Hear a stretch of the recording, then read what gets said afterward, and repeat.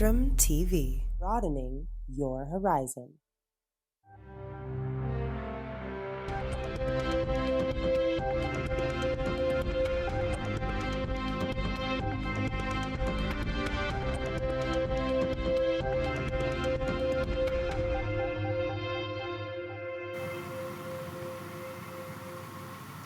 Hello and welcome to Spectrum News at 4. I am Francis, a date coming to you live from the beautiful hills of Ibiakoran. Let's take a look at the headlines.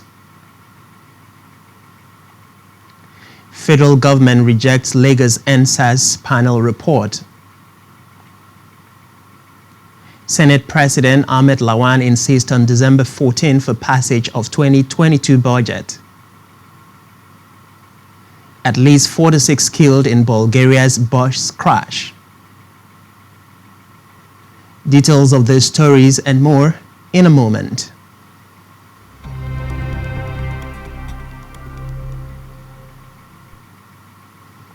We begin with a report that the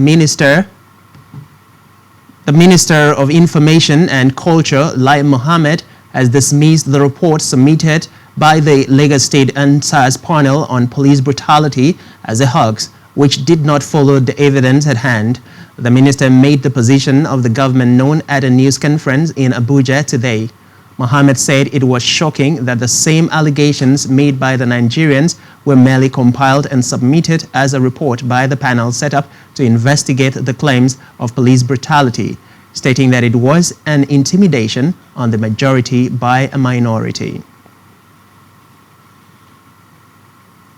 On legislative matters, Senate President Ahmed Lawan has given the Senate Committee on Appropriation till tomorrow to conclude budget defense by subcommittees of the upper chambers, adding that walking to the contrary may mar the timely passage of the budget as planned. Lawan, who gave the directive at the plenary, explained that the ultimatum became necessary in keeping with the December 14 timetable for the passage of the 2022 budget by the National Assembly. While commending ministries, departments and agencies of government for appearing before the different committees to defend their respective budget estimates, the Senate President assured Nigerians that the National Assembly would work assiduously in ensuring that it resolve any likely hitch that may interfere with the quick passage of the budget next month. In the meantime, President of the Senate, Ahmed Lawan, has donated the sum of 5 million naira to the Nigerian Legion.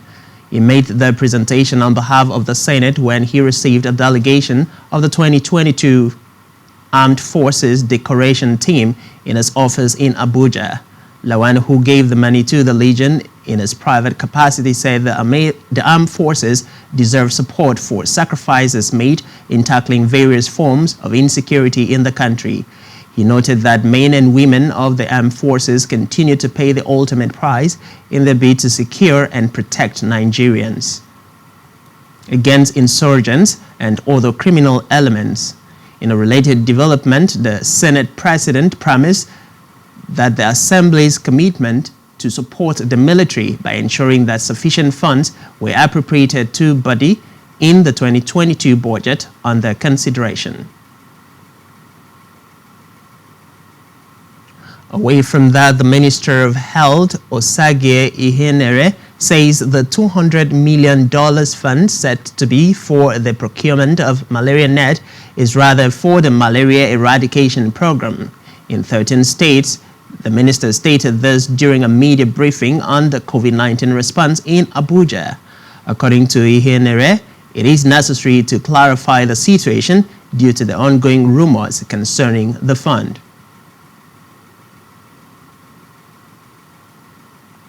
The Nigerian Communications Commission has warned Nigerians not to fall victim to the activities of fraudsters bent on swindling them on Davido's 250 million naira charity donations. The commission said it discovered while undertaking online social listening that a syndicated group was on the prowl to swindle unsuspecting members of the public on the donations. In a statement by its Director of Public Affairs, Ikechukwu Adinde, the commission observed that millions of Nigerian telecommunication consumers were gullible. He said the fraudsters were capitalizing on the generosity of singer Davido Adeleke, widely known as David, to launch the scam. President Muhammadu Buhari has called on African leaders to support First Ladies towards advancing peaceful coexistence. The president stated this while declaring open the 9th General Assembly of the African First Ladies Peace Mission convened yesterday by his wife Aisha Buhari at the State House in Abuja. The Nigerian leader expressed concern that the peace had allegedly become an elusive subject affecting development in many regions of Africa. Observing that women and children were the most affected by the breakdown of peace across the world, President Buhari expressed hope in the African First Lady's ability to take actions needed to restore serenity among the people. In another development, alleged poor ranking of Nigerian universities in the global space has been blamed on over-politicization, mediocrity, and frequent strike. Executive Secretary of the Tertiary Education Trust Fund, TETFund, Professor Suleiman Bogoro, stated this at a workshop for public universities in Lagos, which had vice-chancellors from the southern part of Nigeria in attendance.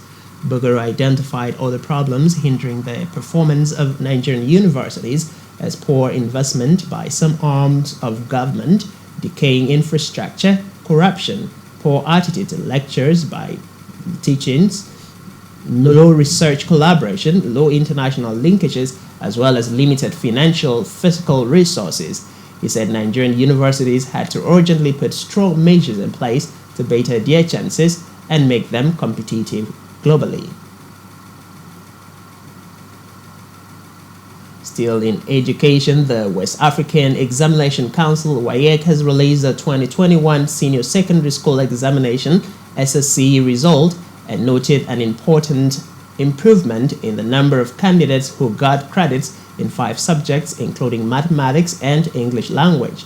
In a press conference, the head of the Nigeria National Office of the Examination Body, Patrick Arrogant, explained that 1,560,261 candidates sat for the exercise in 5 countries, namely the Gambia, Ghana, Libya, Nigeria, and Sierra Leone. For the breaking down the result, Eritrea noted that 1,398,370 candidates, making up 89.62%, had credits and above in at least 5 subjects with or without English language and mathematics. It said 1,274,784 persons, representing 81.7%, had credits and above in a minimum of 5 subjects, including English language and mathematics. To security now, a joint team of security operatives led by the Kaduna State Commissioner of Police, Madashiru Abdullahi, have visited the scene of Sunday's kidnapping incident on Kaduna-Abuja Road to assess the situation on the highway. Bandits had reportedly attacked motorists on the road, killing a top member of the All Progressive Congress in the process and kidnapping an unspecified number of persons during the operation on Sunday.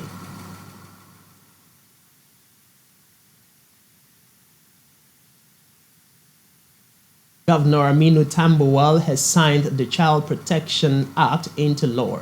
Speaking to newsmen, the governor said enacting the Child Rights Act in the state has proved difficult due to cultural and lifestyle differences. The bill was signed today in a ceremony attended by the UN Resident Humanitarian Coordinator in Nigeria, Edward.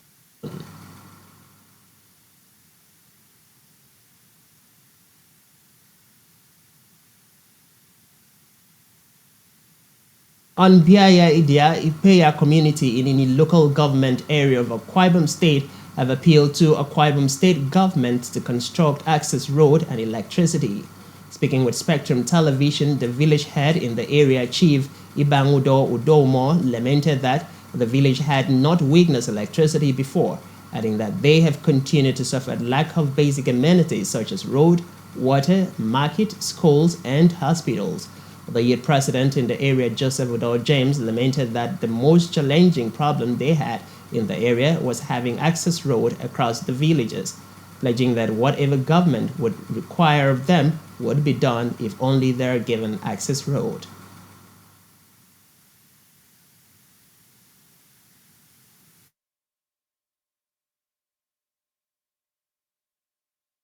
Ni dom jabere jegeria ke inido government ke Akwa Ibom State. Mi bo fen ki songo bi jegeria metiti right from the right for est que frère ponko dado na usong ni na ba ka do na ekredo. Usong ba no nyino. Ni ne bi jegeria bi mini wanga ni bi toro desi. Eti but ko ki ba se ka bito. Government nyen. Idokidi idi ngam nyen. Ni ni jange bi mi. E kaka nyini kina anti nyini nie. Eke no federal government. Eke no we are saying 1 million. Issue 10 million. Nyini namado issue then it use a corridor. Even high tension pole from Ikore farm, ya beri kore fa. Eri bogo ya beri atang ebogo ya beri kore tok. E sanga ayong so bogo ori womi a corridor diama. E waya so then at the end you transform me. Then right now transform me if no mention. Yak government Akwa Ibom State eri wam nyina mbok. Kupono. Thank you very much. Anyong mero Joseph Udo James. Amindo jud president ka jagadiam. Idong nyina rom. Ekem ben no fo bok. Yang no fo. Idoko government. Jakita ki dia jagadiam. Idi namusang hinonyen. Ima ida ko sang namusang ki jagadiam ino. Sen no fik bi ye yemi tunyen. Africa, a raid by militiamen on a camp for displaced people in the Democratic Republic of Congo has allegedly left at least 12 people dead. Reports say the armed group, the Cooperative for the Development of Congo, whose members are mostly Lindu, has been blamed for killing hundreds of civilians in Ituri in the last 2 years. Still in Africa, South African President Cyril Ramaphosa has asked South Africans men to play a greater role in preventing gender-based violence in the country. Describing the action as a pandemic caused mostly by men, Ramaphosa's comment follows the release of the latest crime statistics by the police, which indicates an increase in rape cases, domestic violence, and child murders between July and September this year. According to the South African leader, if men will pledge never to rape nor lay hand on a woman and hold each other accountable, gender-based violence would be a foregone issue.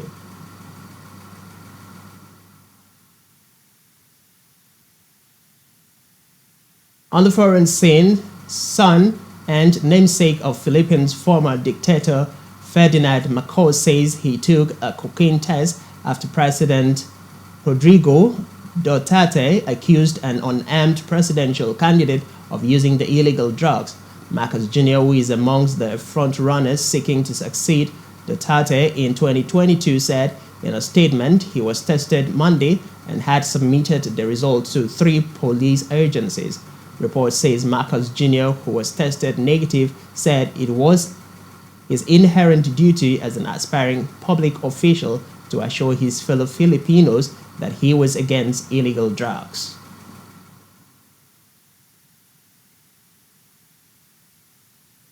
Elsewhere, report says a bus carrying North Macedonian tourists crashed in flames on a highway in western Bulgaria before daybreak today, killing at least 45 people, including 12 children. Speaking at the incident site, Bulgarian Interior Minister Bogoras Kuv, who described the accident as a terrifying scene, said the victims were badly burned. The bus was registered in North Macedonia and was mainly carrying tourists who were returning from a trip in Istanbul in Turkey. Reports say 7 people escaped from the bus and were taken to hospital with different burns. Still to come on the news, Awoniyi becomes Union Berlin's record scorer. Stay with us.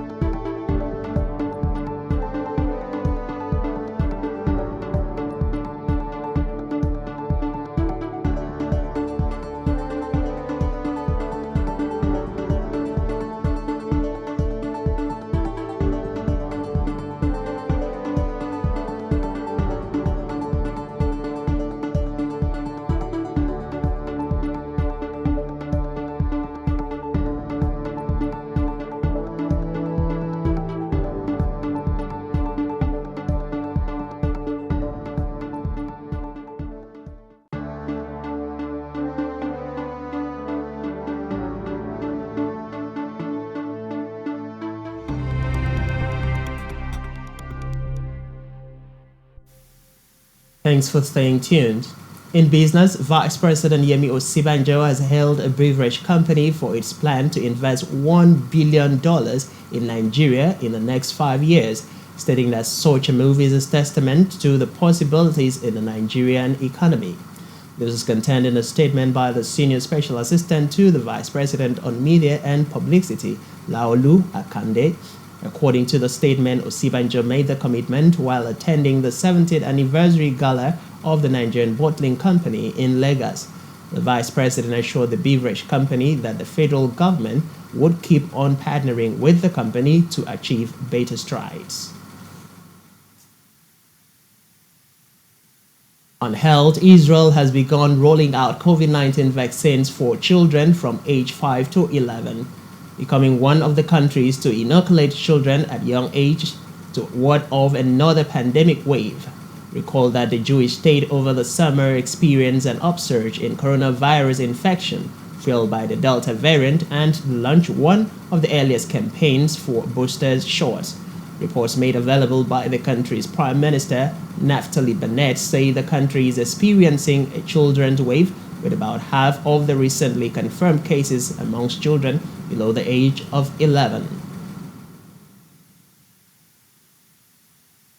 In sports, Paris Saint-Germain star Lionel Messi has given a condition to return to Barcelona.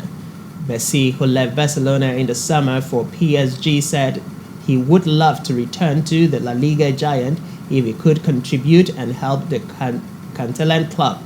Recall that the Argentine captain left Camp Nou as a free agent in the summer transfer window this year after his contract expired. Speaking ahead of PSG's Champions League with Manchester City on Wednesday, Messi insisted that Barcelona was his home. Still in sport, Union Berlin striker Taiwo Awoniyi has overtaken his German teammate Max Krummer as the club's record goal scorer in the Bundesliga. Awoniyi struck once in. Under entertainment news, a mediator has ordered American actor Kevin Spencer to pay nearly $31 million to a studio that made the hit Netflix show House of Cards for breach of contract, following sexual harassment allegations against him. The secret ruling became public after lawyers for the studio MRC filed a court petition to confirm the award. The actor has faced several sexual assault allegations since 2017 and has denied any wrongdoing. And that's all we have for you at this time. Be sure to follow us on social media and subscribe to our YouTube channel, all of which you can find on our website, SpectrumTV.ng. You've been watching Spectrum News at 4. I am Francis Adet saying enjoy the rest of your evening.